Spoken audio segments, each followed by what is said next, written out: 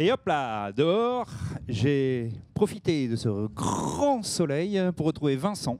Vincent qui est chef produit chez Jeannot. Et je te retrouve, bonjour Vincent, Bonjour. donc, et je te retrouve sur un Mary Fisher, un 695 Un 695 Marlin. Marlin. Ah, autant pour moi. Le mot Marlin est important. Ah bah alors, et pour quelle raison d'ailleurs? Alors la raison est simple. Mary Fisher, pour Jeannot, c'est bientôt 25 ans d'histoire pour la gamme Mary Fisher. D'accord. Ce sont des bateaux qui historiquement étaient connus comme des pêches-promenades. Et ce sont des bateaux où la gamme a beaucoup évolué, la gamme a grandi. Elle est aujourd'hui en motorisation hors-bord pour avoir plus de performance et profiter de l'excellente fiabilité des moteurs hors-bord 4 temps qui existent aujourd'hui sur le marché. Et autrefois, on parlait de pêche-promenade. Et notre gamme a évolué avec la demande des clients vers, d'un côté, des bateaux de plus en plus orientés croisière, on appelle ça maintenant des weekenders. Et ce qui fait que nos clients pêcheurs ne s'y retrouvaient plus tout le temps. Et nous avons décidé depuis quelques années de lancer une gamme dédiée pêche qui sont les marlins. Donc toujours des Mary Fisher, bien connus, mais davantage typés pêche. Oui, comme celui-ci, parce que je vois qu'il a quand même des supports de canne, plusieurs d'ailleurs. Et puis, il y a des coffres de rangement qui permettront également de pouvoir mettre les leurres, de pouvoir mettre enfin, tout ce qui concerne la pêche, quoi. Exactement, mais pas uniquement. En fait, ce qui caractérise les marlins, c'est déjà le look du bateau qu'on a introduit avec le Mary Fisher 6 Marlin il y a quelques années, avec ce pare-brise inversé sur l'avant. Donc très typé pêche. Ok. Très utile aussi pour ceux qui pêchent par tous les temps. Ça permet d'avoir, comme sur les bateaux de profil,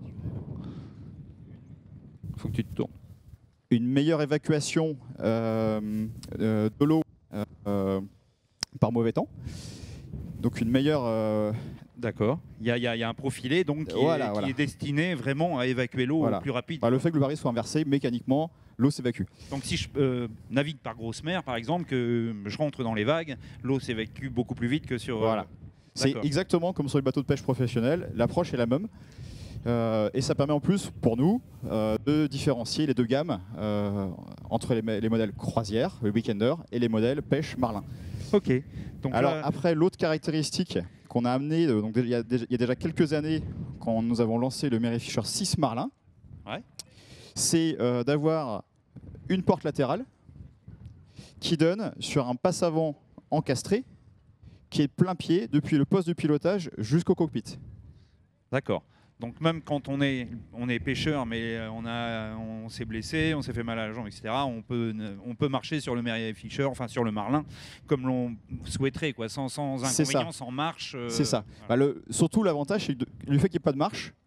Je parle de cette zone cire, donc oui, la zone, à partir de la porte de pilotage jusqu'à l'arrière, j'ai pas de marche.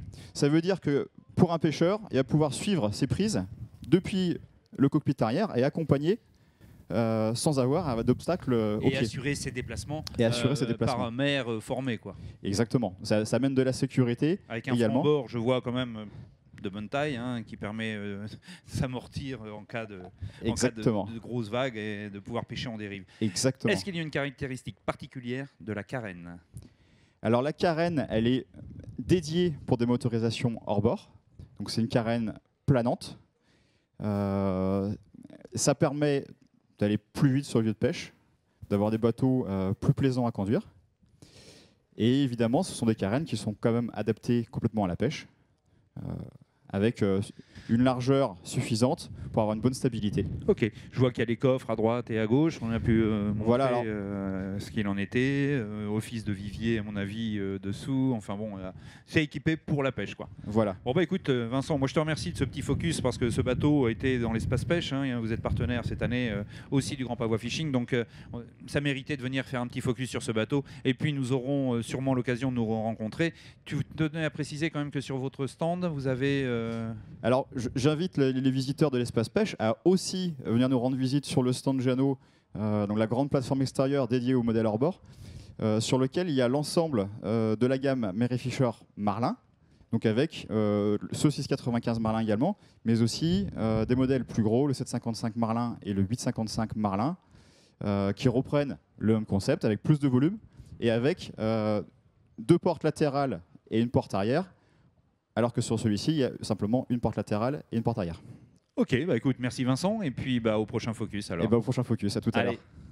Salut, bye bye. Et nous, chers internautes, on se retrouve tout à l'heure parce que je sais que vous êtes de plus en plus nombreux. On reçoit énormément d'SMS, de l'encouragement. Croyez-moi, c'est sympa. Venez nous rencontrer ici sur l'espace pêche du Grand Pavois. Allez,